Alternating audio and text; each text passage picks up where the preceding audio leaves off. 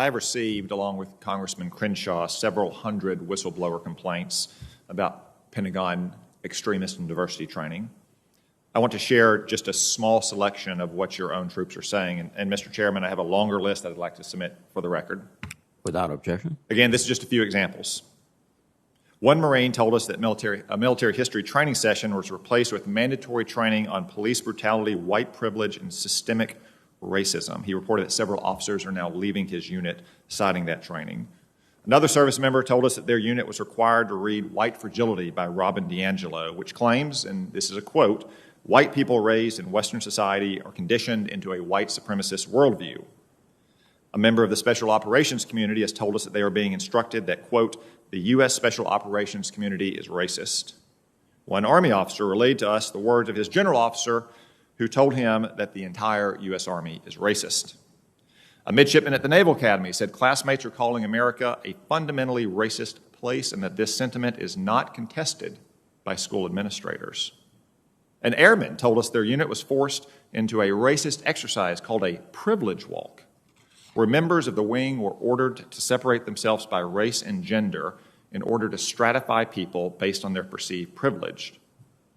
One African-American officer disparagingly said, and I quote, "The Navy thinks my only value is as a black woman and not the fact that she is a highly trained military specialist."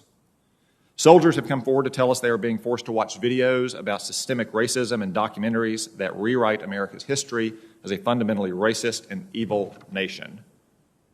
One Space Force officer told me that 2 Guardians left his ranks in a short period of time. One was a young African American who said that after the training, she would never have joined the military had she known that it was such a hotbed of racism. The other was a white airman who said he didn't sign up to be indoctrinated and filed separation paperwork.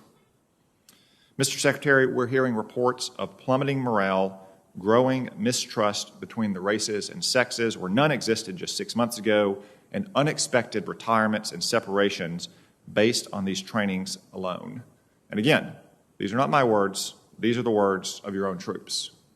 So I want to ask a few simple but vital questions. Mr. Secretary, do you believe that our military is a fundamentally racist organization? Yes or no, please. Well, I won't give you a yes or no answer on that, Senator, because it deserves more than a yes or no. The military, like any organization, will have its challenges, but I do not believe it is a fundamentally racist organization. Thank you. I'm sorry to cut you off, but our time is limited. I think it is a pretty simple question. I'm glad that you agree it is not fundamentally racist. Do you believe that any member of the military should be treated differently based on their skin color and sex? Again, yes or no will do. Again, this question deserves more than a yes or no answer. Mr. Secretary, I'm sorry to cut you off. Our time is limited. It is a very simple question. Should a member of the organization you lead be treated differently, in violation of the Constitution, I would add, based on their sex or the color of their skin? No, I do not believe that, and that is okay. Why we have diversity, equity, and inclusion focus in the military. And the military, for decades, has been one of the institutions in the society where you are most likely to get ahead based on your own performance, on your own merit, irrespective of the color of your skin or where you came from or who your parents were. Senator, I absolutely agree with that, and I am an example of that. Your distinguished career is an outstanding. I would also say that Mr. Secretary, your career is an excellent example of that. But I have more questions based on the reports we've seen. The military has included the works of critical race theories on its reading list by authors like Abraham Henry Rogers, who now calls himself Abraham Kendi, and Robin DiAngelo. Mr. Kendi has written, quote, "The only remedy to past discrimination is present discrimination. The only remedy to present discrimination is future discrimination," end quote. Do you agree with that proposition? I've not read that, and I don't, I certainly don't agree with what you just said. But Mr. Secretary, it's always important to have the full context of anything that you're being asked to evaluate. Mr. Secretary, do you believe that race and sex should be the key factor when selecting combat leaders, rather than, say, operational excellence, technical proficiency, leadership, agility, and integrity? I do not, Senator. I think what you just said should be key components in making any selection. Thank you. I'm glad we agree on all this. So let me just wrap up by saying this. If troops are subjected to the kinds of trainings drawing on critical race concepts like America and our military is inherently racist, or certain races are inherently privileged, other races are inherently victimized, given what you've said, should they report it up their chain of command or to the Inspector General or to other appropriate channels? They've always had, yes, they should. They've always had that ability to do that, and I would recommend that in the future.